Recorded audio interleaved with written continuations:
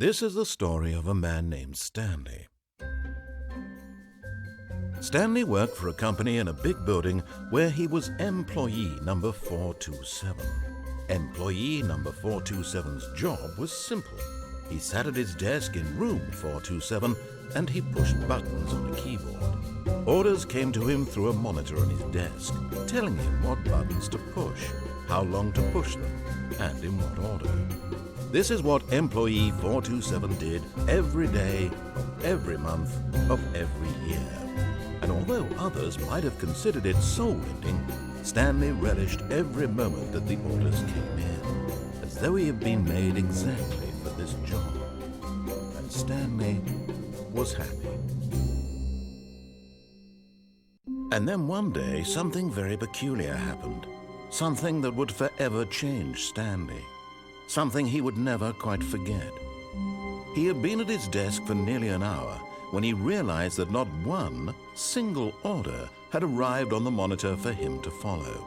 No one had showed up to give him instructions, call a meeting, or even say hi. Never in all his years at the company had this happened, this complete isolation. Something was very clearly wrong. Shocked, frozen solid, Stanley found himself unable to move for the longest time. But as he came to his wits and regained his senses, he got up from his desk and stepped out of his office. Well, welcome back to Let's Play on Linux. And you might be forgiven in thinking that, oh, did I click on part 1? No, this is part 2 of the Stanley Parable. Thing is, though, you can apparently not save in this game. I thought it saved sort of automatically, but apparently it doesn't. So it actually started over from the beginning. Probably because the game always gets back to this, and I guess it doesn't matter. Well, let's try a different route this time. Let's try to do what it says. Gone. What could it mean? Stanley decided to go to the meeting room. Perhaps he had simply missed a memo. Okay, meeting room. Where's the meeting room?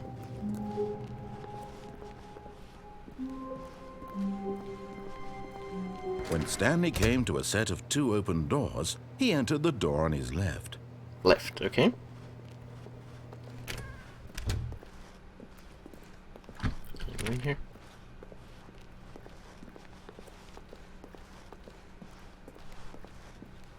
Yet there was not a single person here either.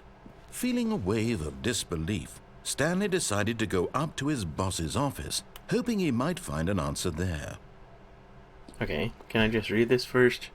How to solve dispute coworkers. It's all up inside you. Oh, come on, I can't read that fast. Who's switching slides, by the way? There's no one here. Damn it. Oh well.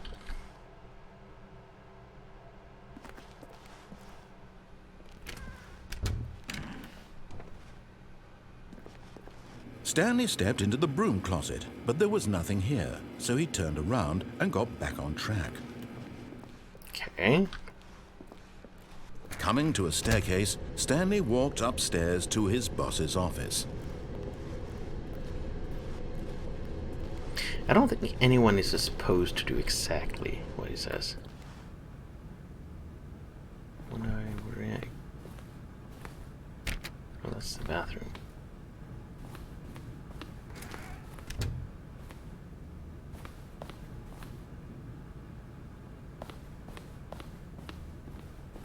Stepping into his manager's office, Stanley was once again stunned to discover not an indication of any human life.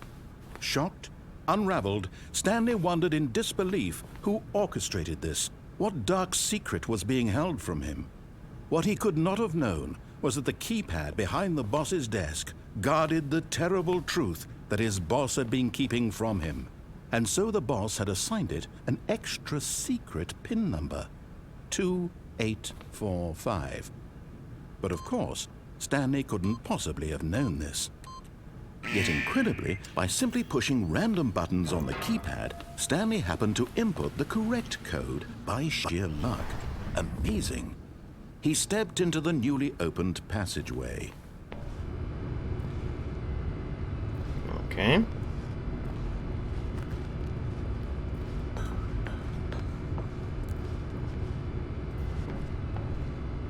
Big red button. Am I supposed to press this?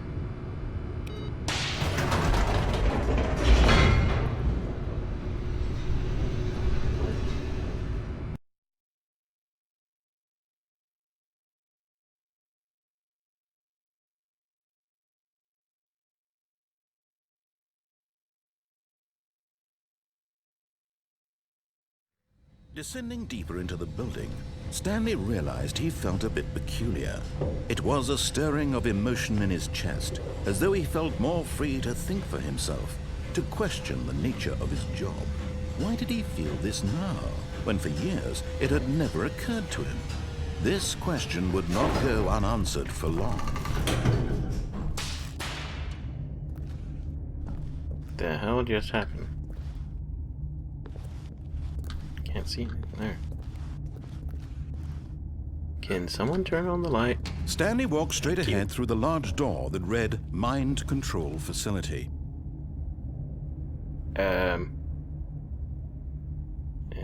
Okay, we're gonna do like what he says, okay?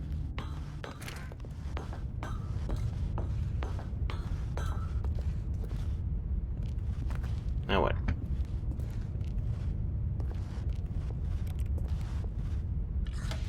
The lights rose on an enormous room packed with television screens. What horrible secret did this place hold? Stanley thought to himself. Did he have the strength to find out?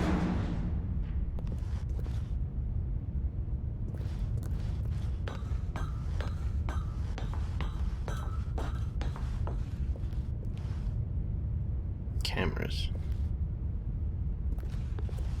Okay. Now the monitors jumped to life, their true nature revealed. Each bore the number of an employee in the building, Stanley's co-workers. The lives of so many individuals reduced to images on a screen, and Stanley, one of them, eternally monitored in this place where freedom meant nothing.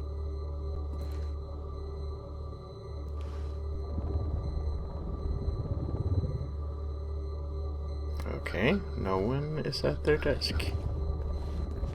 Let's see here. I came from there, so I'm supposed to go here now.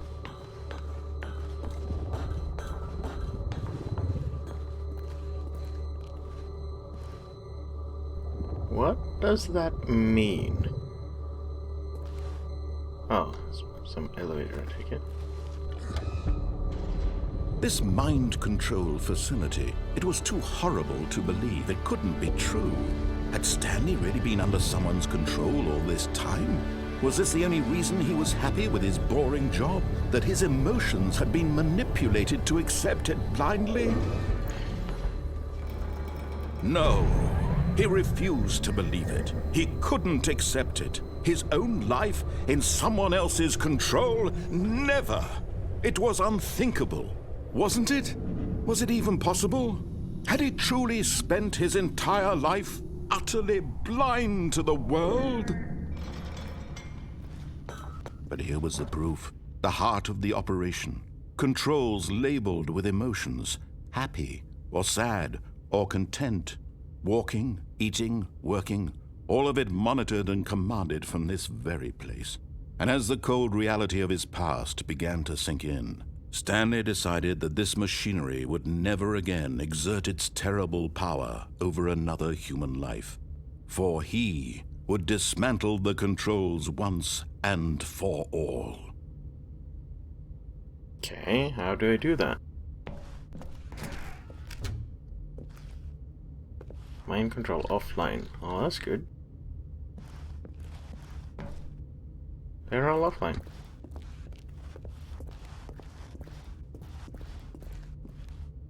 Console disabled. 1, 2. Offline, offline, offline.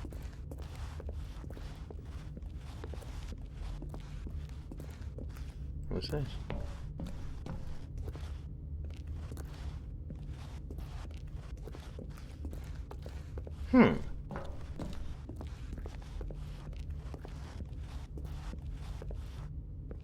Offline.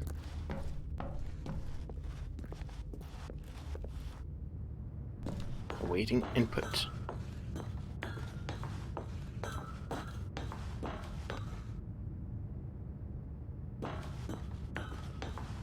And when at last he found the source of the room's power, he knew it was his duty, his obligation, to put an end to this horrible place and to everything it stood for. Okay.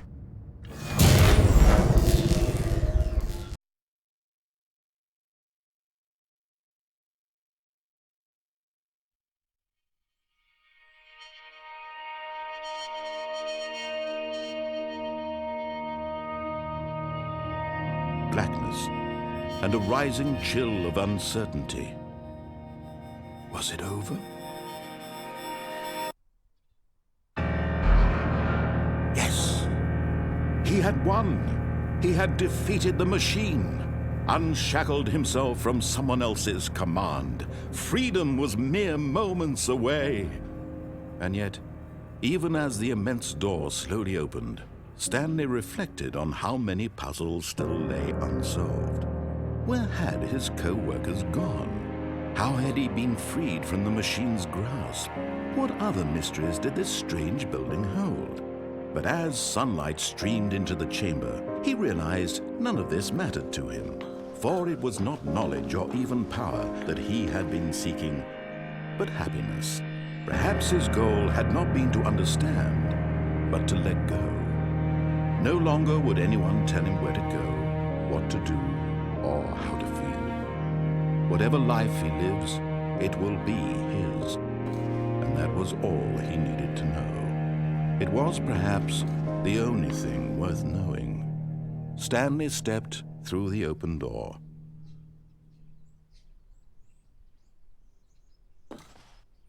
Stanley felt the cool breeze upon his skin, the feeling of liberation, the immense possibility of the new path before him. This was exactly the way, right now, that things were meant to happen.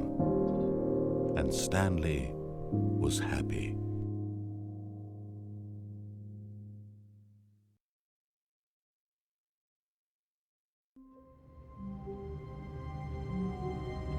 So, it took, like, what, 10 minutes to beat that game?